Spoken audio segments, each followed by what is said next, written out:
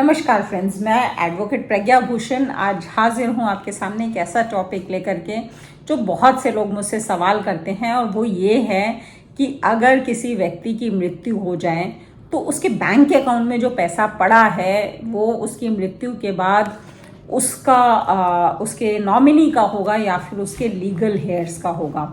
तो आज मैं आपको फ़र्क समझाने वाली हूँ कि नॉमिनी में क्या फ़र्क है और लीगल हेयर में क्या फ़र्क है, और अल्टीमेटली मृत्यु के बाद उस व्यक्ति के बैंक अकाउंट में पड़ा पैसा किसको मिल सकता है, किसको मिलने वाला है और कैसे मिल सकता है। तो ये सारी चीज़ें आज मैं आपको बताने वाली हूँ। आज आपकी ये सारी जो मन की शंकाएँ हैं ये रिजॉल्व करने वाली हूँ। अगर आप फर्स्ट टाइम मेरे चैनल पे आए हैं तो इसे फटाफट से सब्सक्राइब कर लीजिए ताकि इस तरह के यूज़फुल वीडियोस आपसे मिस ना हो, और बेल आइकन ज़रूर प्रेस कर लीजिएगा ताकि हर नए वीडियो अपडेट जो अपलोड है उसका नोटिफिकेशन आप तक पहुंच सके। तो दोस्तों, बात करते हैं कि अगर कोई व्यक्ति जो है जिसकी मृत्यु हो गई है और उसके बैंक अकाउंट में पैसा पड़ा है तो नॉमिनी क्या है और लीगल हेयर्स क्या है, इसमें फ़र्क क्या है। तो पहली चीज़ आप समझेंगे कि जब भी हम बैंक अकाउंट खुलवाते हैं तो जनरली जो बैंकर हैं, जो बैंक ऑफिसर्स हैं, वो आपसे फॉर्म में एक ऑप्शन पूछते हैं कि आपको नॉमिनी में किसका नाम लिखवाना है। तो जो बैंक अकाउंट आपका है जनरली हर कोई किसी ना किसी को, अपने किसी क्लोज रिलेशनशिप को उसमें अपना नॉमिनी नॉमिनेट करता है, जो कि आपके बैंक अकाउंट के खाते का एक तरह से कस्टोडियन हो जाता है। और वहीं जो लीगल हेयर्स हैं वो आपके वारिस हैं, यानी कि आपकी मृत्यु के बाद आपकी अच्छी बुरी चीज़ें, आपके डेट्स, आपके एसेट्स, आपके ऊपर जो कर्ज है या फिर आपके जो प्रॉपर्टी है, संपत्ति है, जो आपको किसी से लेनदारी है या फिर देनदारी है, हर चीज़ के वारिस जो हैं आपसे आपकी वो हर चीज़ इनहेरिट करते हैं। और आपके जो संपत्ति है वो अब उनको बिलोंग करने लगती है। तो आप सीधी सीधी भाषा में अगर समझेंगे तो नॉमिनी जो है वो आपका कस्टोडियन है और लीगल हेयर जो है वो आपके वारिस हैं, और आपकी हर चीज़ इन वारिसों के ऊपर डिवॉल्व करेगी आपकी डेथ के बाद। तो ये तो हुई simple difference between nominee and legal hairs. अब पैसा किसके पास जाएगा? तो बैंक अकाउंट में जो पैसा पड़ा हुआ होता है जनरली जो बैंक है वो ये पैसा नॉमिनी के अकाउंट में डाल देती है और नॉमिनी के अकाउंट में ट्रांसफ़र कर देती हैं। बट इसका ये मतलब नहीं है कि नॉमिनी जो है वो अकेला हकदार हो गया उस पूरे पैसे का। नॉमिनी अकेला हकदार नहीं होता है कभी भी इस पैसे का।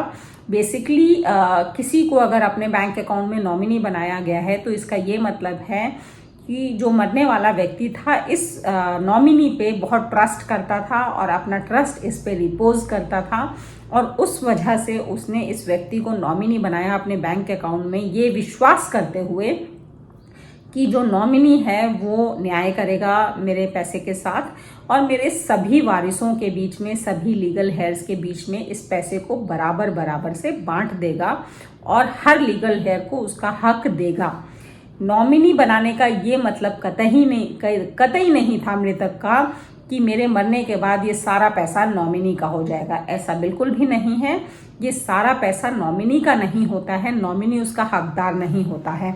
हकदार जो हैं सारे लीगल हेयर्स बराबर हिस्से के हकदार होते हैं, सबको बराबरी में ये पैसा मिलना चाहिए। हाँ, बैंक का एक प्रोसीजर है, एक कन्वीनियंस है कि बैंक जो है नॉमिनी के अकाउंट में जो भी मृतक का पैसा है वो सारा ट्रांसफ़र कर देता है, but that doesn't mean that nominee is the only rightful beneficiary of that amount. वो अकेला बेनिफिशियरी नहीं है उस पैसे का, और उसे हर व्यक्ति को, हर लीगल हेयर को, जितने भी वारिस हैं उन सबको बराबर देना चाहिए ये पैसा।